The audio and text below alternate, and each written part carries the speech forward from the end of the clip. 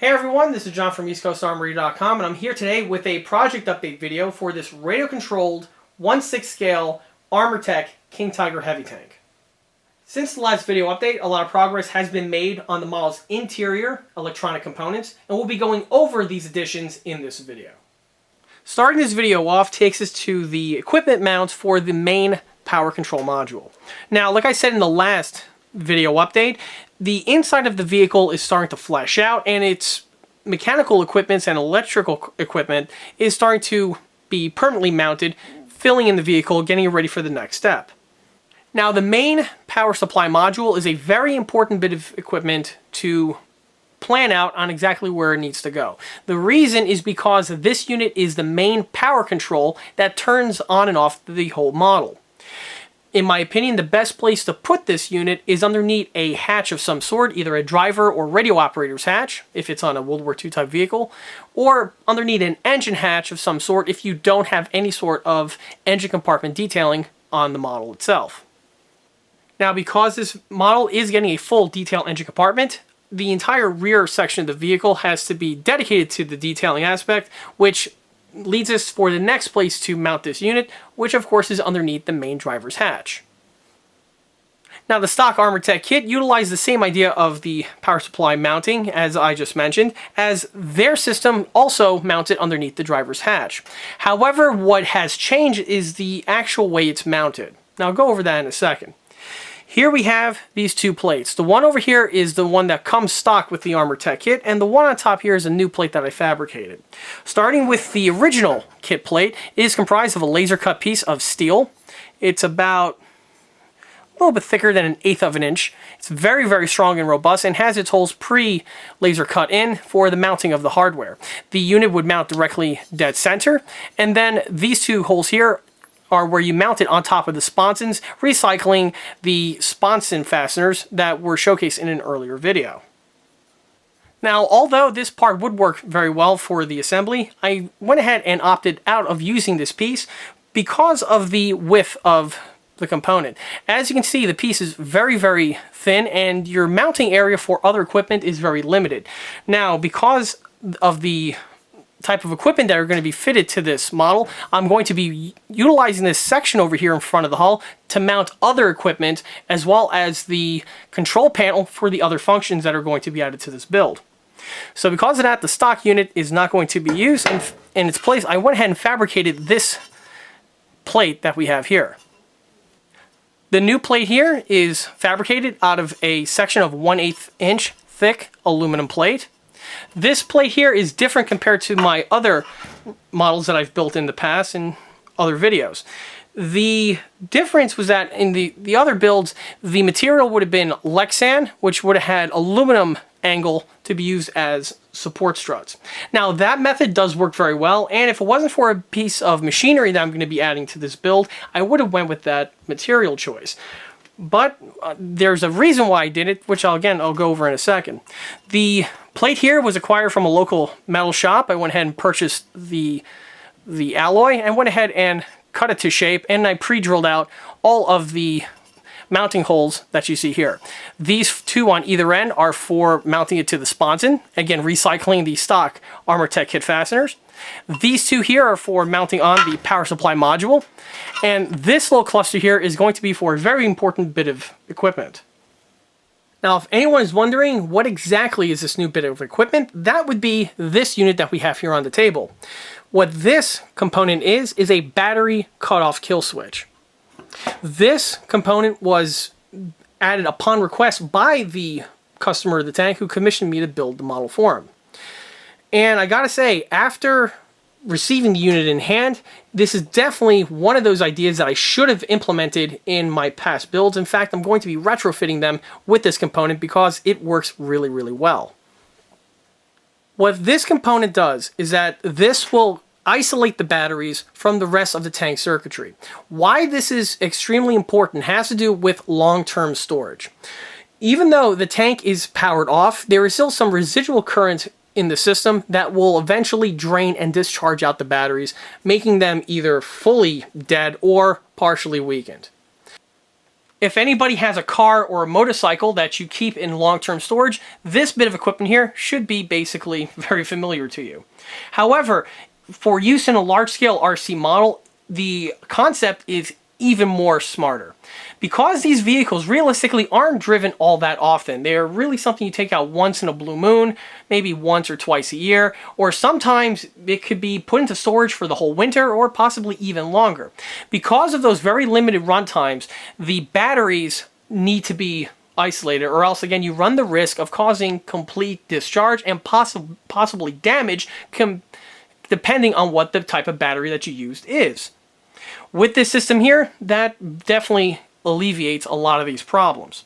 Now, this unit here was acquired off of Amazon.com. It can be found on the link listed below. They come pre-built in the way you see it here and are very easily hooked up to your circuitry. The piece has this plate that's on the bottom which pops off, and underneath you can see the terminal hookups.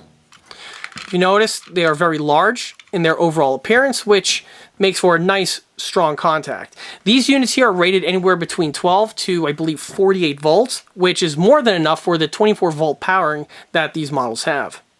Now, one nice attribute that this set has are these side panels.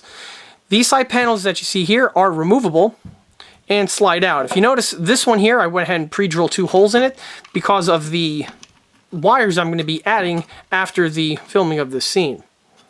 With this type of setup, this allows you to custom configure this unit to any sort of mounting type apparatus that you're going to have on the inside of your tank.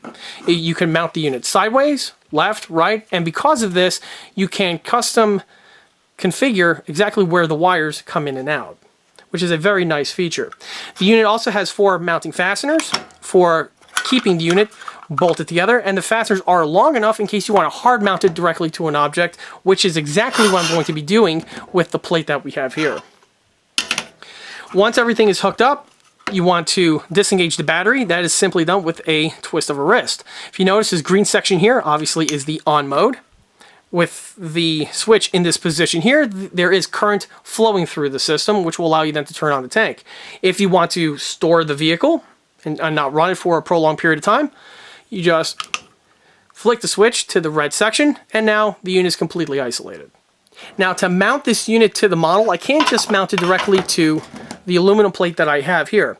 The reason has to do with the overall height of the unit. It's quite substantial in its size, and because of the location of the front hatches on the King Tiger, this unit, if mounted on this plate, is going to stick above the top deck and will make adding the front hatches impossible due to the piece sticking above the deck. So because of that, I'm going to have to mount it slightly off of the plate on this bracket that I fabricated here. The unit is going to be bolted to this section like this, and because of this, you'll see how it descends below the mounting plate, which will be well submerged in the hull, preventing it from making contact with the top deck, but allowing you access to reach in there and turn off the power. Once the unit is configured and fitted to the model, you'll see exactly why this unit needs to be in this type of configuration. Now, for the step down, I fabricated out of these 2 pieces of aluminum angle, which have been bolted together securely, and then these, of course, are going to be fitted in these sections over here. Note the 4 mounting holes for the 4 fasteners utilized to give it as much strength as possible due to the twisting force required to hold this unit in place. It's because of this type of a force that you see being exerted on the piece is why I opted away from using my usual Lexan and thin aluminum angle method for the mounting plate that we have here. Now, from the main shelf brings us to the auxiliary module and the amplifier module. Both of these are going to be affixed to the model at this time. Now, the way I'm going to go ahead and secure these is with the system that I have here. It's a very simple design that I've developed over these years and works equally as effectively.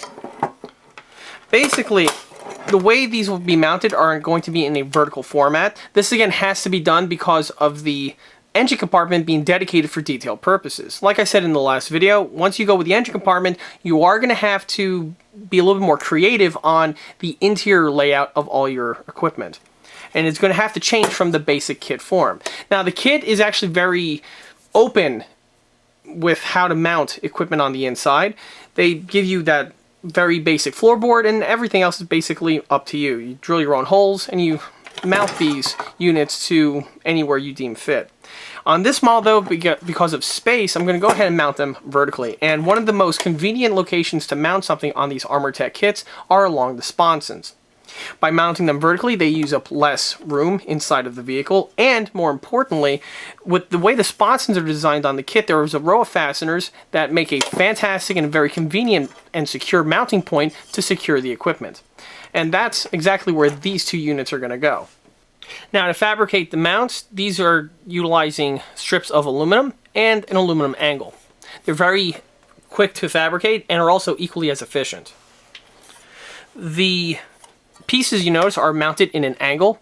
This has to do with the shape and the angle of the internal sponson on the vehicle, as keep in mind, on the King Tiger and the Tiger One for that matter, there is a upward slant to the sponsons from rear to front. The pieces themselves are just bolted to the unit, of course with Loctite, and I utilize the same mounting holes which were found on the main Armortek pieces themselves. They are then secured again with bolts to the angle, and the angle is actually what's going to be used to fasten the unit to the vehicle. Now, if anyone's wondering, why do I need this extra bit of aluminum here? Can't I just use the braces and just hard mount them directly to the sponson?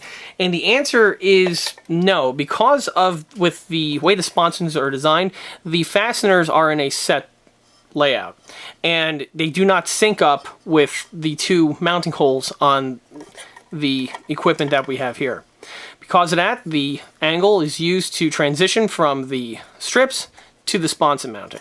Also, it gives it a lot more strength and a lot more rigidity compared to just these straps here, which can be a little loose, specifically over time.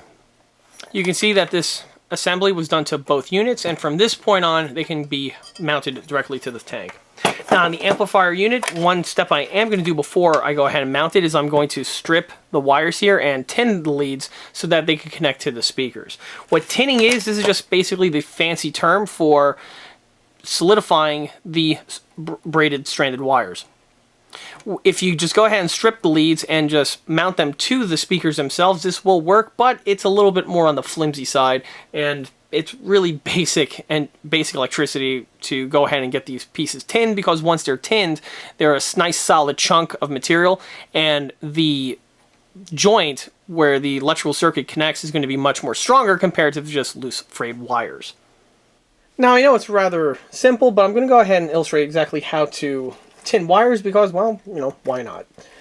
Here goes the wire here that has just been stripped. You can notice it's a stranded wire, which is typical for most type of electronics. I'm going to go ahead and strip off the insulation on the other one.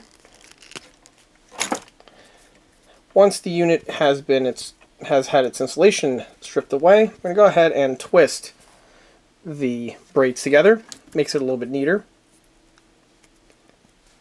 And then from there, I go ahead and dip it into the flux. Once the unit is dipped, I just go ahead and take the soldering iron,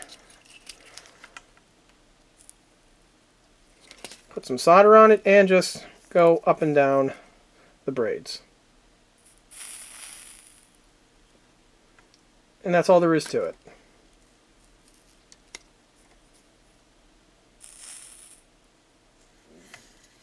By doing this, the speakers will definitely have a better connection point with the circuitry compared to just leaving them in the original braided format. Now, when it comes time to actually hooking up the wires to the Armortek speakers, it's a really straightforward process. The units are properly marked, red and black, obviously positive and negative, and the units are a thread-on type connection where you undo the threads until they stop. They do have internal braces in them, which prevents you from unthreading the unit fully. And on the inside of the shaft, there's a hole that is pre-drilled in. You simply just take the wire, slide it into the recess, and then tighten the thumb screw over here until it's clamped down.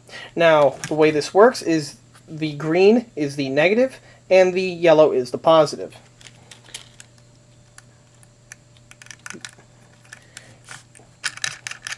Piece just slides right on in. And I just tighten it down, not cranking down too much, just enough to prevent the unit from pulling out with a basic tug test. Now fully wired up, I could go ahead and get the speakers mounted to the internal braces that I mentioned last time, as well as get the amplifier unit fitted as well. Now, if the wires are too short, I'm going to have to add some kind of an extender to them to give me the proper clearance. The Armortek kit does give you a good amount of wire, however, it's not uncommon, specifically when you're rearranging the internal layout of these vehicles, to encounter the wire being slightly too short on you. So we're going to give this a shot, and hopefully it pans out. With the speakers, the sound system, and even the auxiliary power unit all out of the way and squared off, this now brings us to the gigantic mess of parts we see here on the table, which consists of the smoke system. Now, I got to admit, this is one aspect of the build that definitely caught me off guard.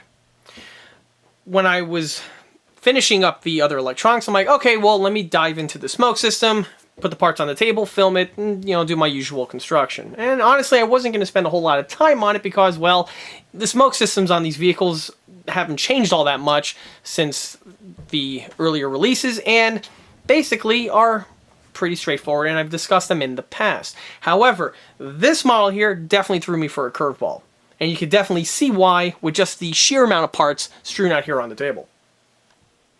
Now, normally on these Armortek smoke systems, the unit consists of the following parts. You have a pre-wired blower, heating element, and the heating element transformer, a CNC'd aluminum bath that holds the smoke fluid, a little bit of matting to use as a wick, and some various odds and ends of plumbing to get everything all squared away.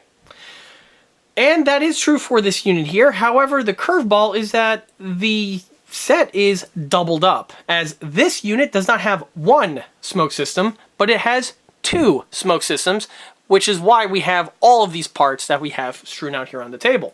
Now, the parts are basically the same exact components that I just mentioned, but they're just doubled up, so everything is in duplicate. Now, this is definitely something that I was not anticipating, as I've never seen a double smoke system unit supplied with an Armortek kit. Now, keep in mind, this is not some homebrew hodgepodge or even an aftermarket set. This is an official Armortek component that is supplied with this batch of the King Tigers, apparently. What's also unique is that on their previous releases, I've never encountered this type of setup, and nor have I encountered this setup on their kits that were released past this point here. Keep in mind, I am about finishing off a 2015 era Tiger 1, and that just utilizes the standard single smoke system unit. Now, like I said before, all of the main components are the same as the previous releases, but are just in duplicate form. What is different, however, and it's important to point out, is the way the unit is pre-wired together. In this big jumble of wires, we have here the main on and off kill switch, the smoke heating element transformer box. But where things get different is, of course, on the ends. Here we have two of the heating elements and two of the blower fans. Note, everything is pre-assembled by Armortek from the get-go, and the unit patches into the system with their usual plug, so the assembly and the configuration of this setup should be pretty straightforward. Where things are going to get complicated is with the actual mounting of these parts inside of the model. Keep in mind, when I designed the interior layout, I went with the anticipation that the unit was going to utilize a standard single Armortek smoke system unit, and I orientated the parts accordingly. However, with the second unit now in the picture, this is going to probably change some of my interior layout slightly, but I believe if I'm clever enough and creative enough, I should be able to come up with a solution on how to get everything fitted in without any sort of problems with the other interior layout configurations. Now, before I could go and get the smoke system housings into paint and then final assembly, one trick that I like to do has to do with the inlet here for the blower fan. Here we have a stock unit, And you can see how the pieces are CNC'd. Now if you notice, because of the CNC process, there's a small little burr on the inside portion over here where the wind has to come in from the blower into the smoke system reservoir, and then smoke will then blow out from the other stack. Obviously, with that chunk of metal in the way, it's going to inhibit the smoke system from performing its functions in a more efficient manner. With a Dremel with a router bit, I go ahead and I remove the burr, and also I carve away a little bit more of the material that is really thin where the 2 points intersect. This widens the hole, which now makes it more efficient for the airflow to go in and do its job. I'm going to go ahead and do the same procedure to this guy over here, and then these units will head off into paint and then final assembly. And here are the smoke units now during their assembly. Here we have the main body, and it has its smoke heating element mounting tube fitted. Now for anyone who's watched the other ECA Armortek build videos, this setup here should be very familiar.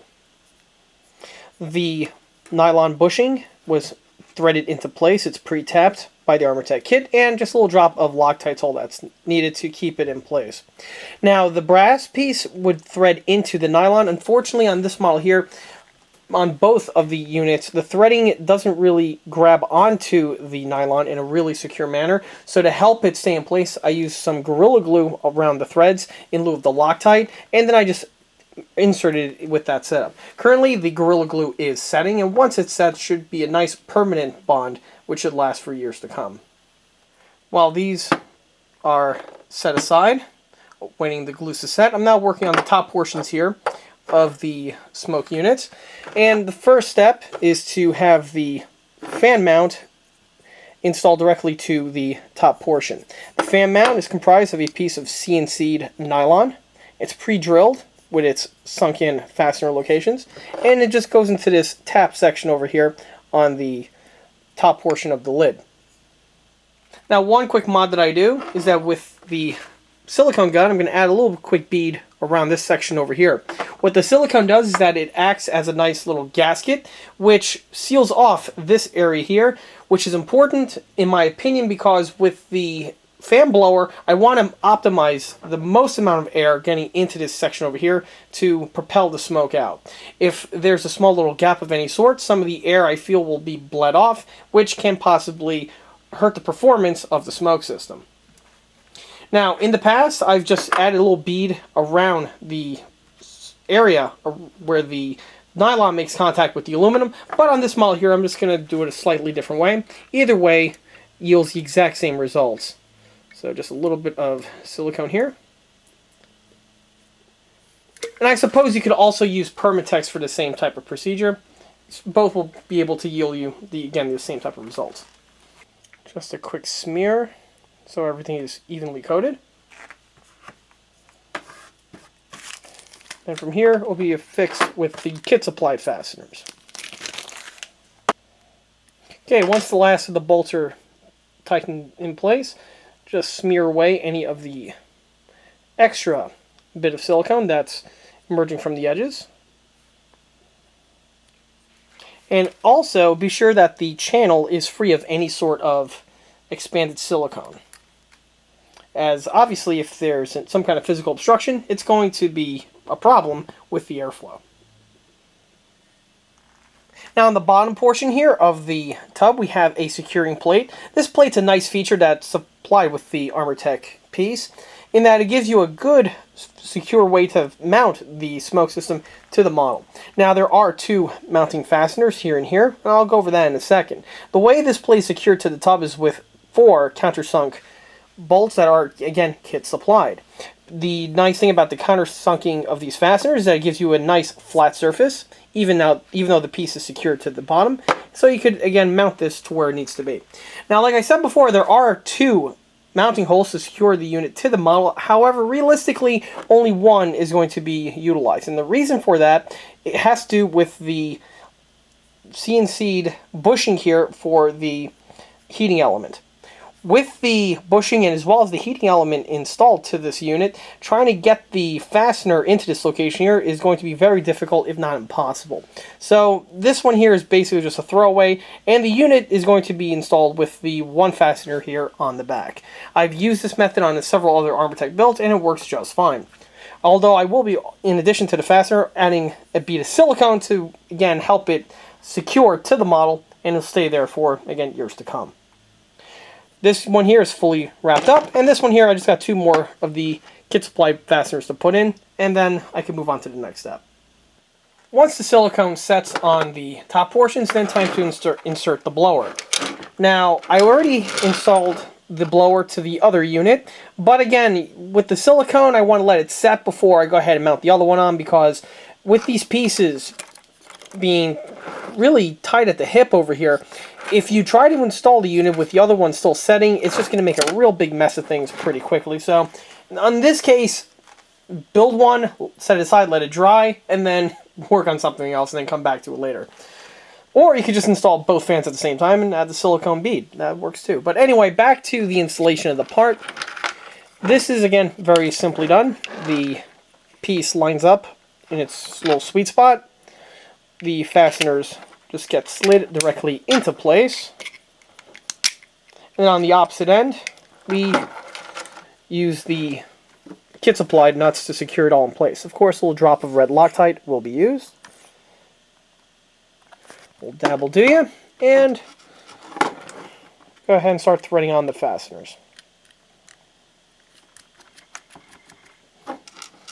Now, when it comes to tightening, you don't want to really crank down on these parts, just enough until the threads bottom out, and you know that the piece is not going to jitter on you, even though it's been installed.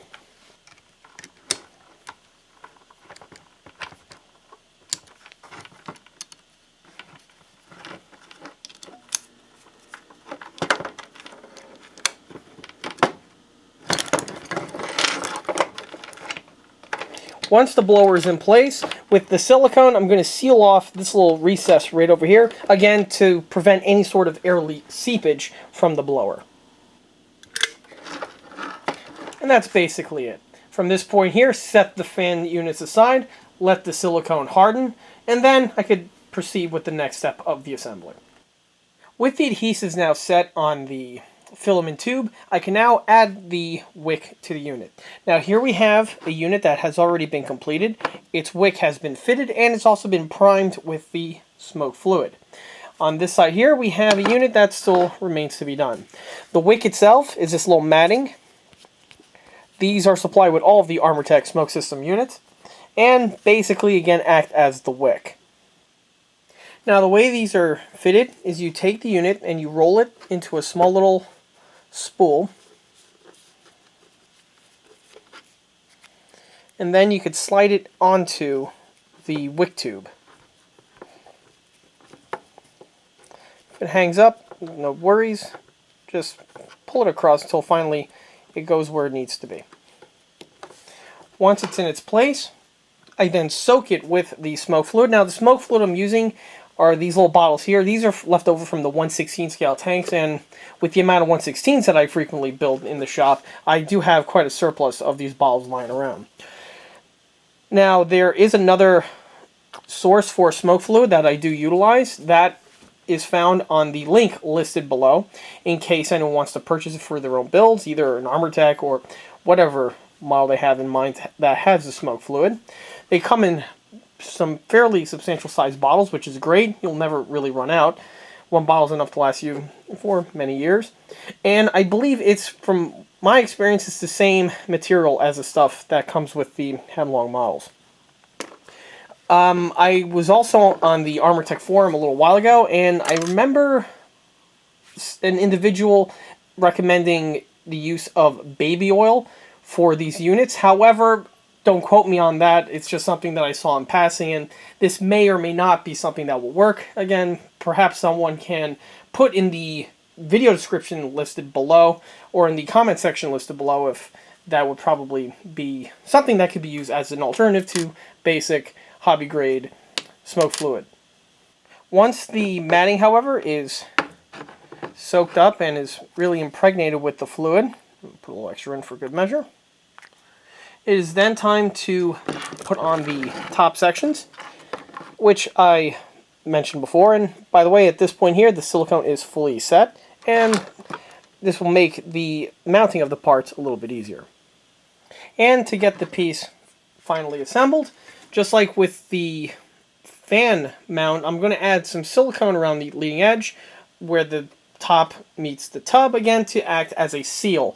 And this will prevent, again, any sort of air seepage from the fan, but more importantly, it would also cut down on the amount of smoke seepage that does emit from the system. When these tanks are running, or when the power is on, I should say, the heating element is cooking and it's boiling off the fluid, making the smoke. When the motors are not running, or if the engine sound isn't on, the fans are not propelling. So the smoke does build up in the system and does seep out, generally around the propeller area. Now, it's not a problem per se, but if you don't have the silicone seal on the unit, more of the smoke will seep out and start enveloping on the inside of your model, which can be a little problematic, I should say. But, you know, because you could think that, oh no, you know, there's something burning out, but it's totally fine. It's just the smoke seepage from the unit. But again, this is definitely cut down to a greater degree if the silicone is added, which I will do right now. Now again, in lieu of silicone, you can easily use Permatex for the exact same type of procedure, but the silicone works equally as well in my opinion. Oh, a little bit fell in here. You just want the silicone again on the leading edge. And from here, I'm going to go ahead and mount the top portion on. This is held on with 4 fasteners. They will be Loctited in place. And they just go in without any problems. The holes do line up perfectly, and once installed, you're all set to go.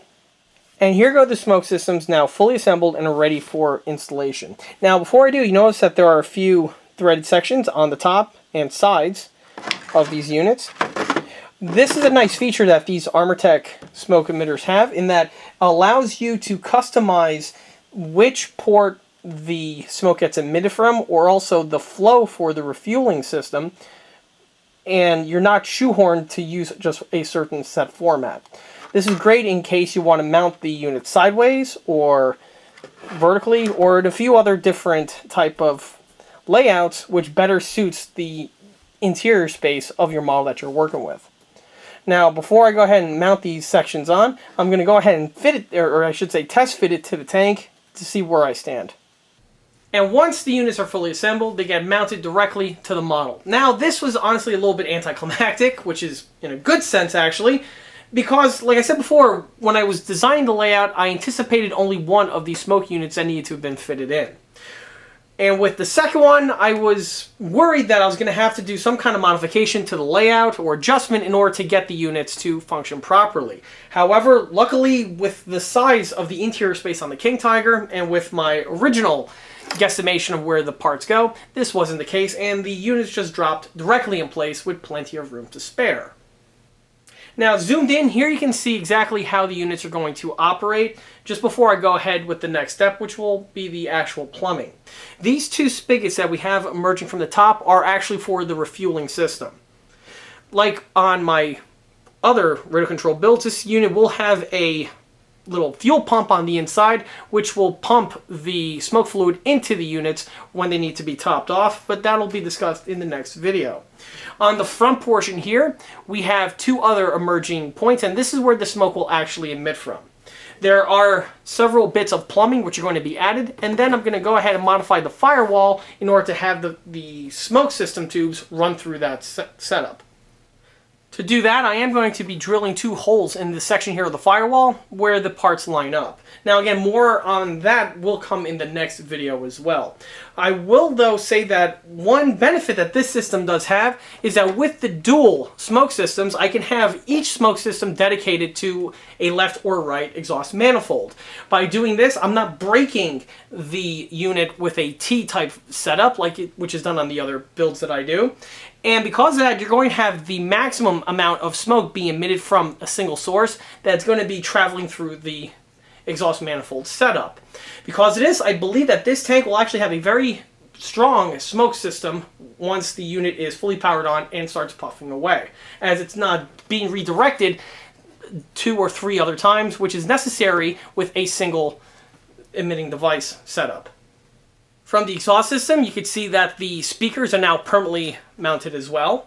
And as well as the speakers, so are their electronic components. Now, right now, the amp unit is not permanently bolted in at this point because I am going to be taking out the Benedetti sound card and sending it to my associate in the United Kingdom, who will also be configuring this to work with the radio, and which is something I've been doing on recent builds and has been working pretty well. More information on that, of course, is to come in a future video. However, you can see exactly how the units are going to be bolted on. From the mid-hull electronics, it brings us back to the front, and here you can see how the front area is starting to fill in.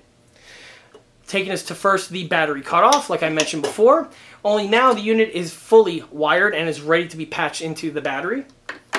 In addition to that wire, I also went ahead and fabricated the joining wire. The purpose of this wire is that this bridges the two 12-volt batteries together, bumping up the voltage which is needed for one of these Armorteks. Now, the power supply module is not yet permanently affixed to the shelf, and the reason for that has to do with I'm going to be modifying the shelf further from this point here to have the other switches for the instrument panel. These switches are going to be utilized for the other electronics and gizmos that are going to be added to this model, which will be discussed again in the next video update. But until then, that wraps up this project update video for this 1/6 scale radio-controlled Armortek German King Tiger heavy tank. If you like this video, be sure to subscribe to this channel where you can get updates on project update videos like this one here, or the other model showcase videos that get posted on the channel from time to time. Another way to keep in the loop of new posted content is by liking us on Facebook. There, I have more photographs of this particular build that have been posted since project start, as well as the other smaller and larger scale builds that have been posted on this channel in the past. Finally, don't forget to swing by eastcoastarmory.com for more 1/6 and 1/16 scale builds and detail components. Thanks for watching.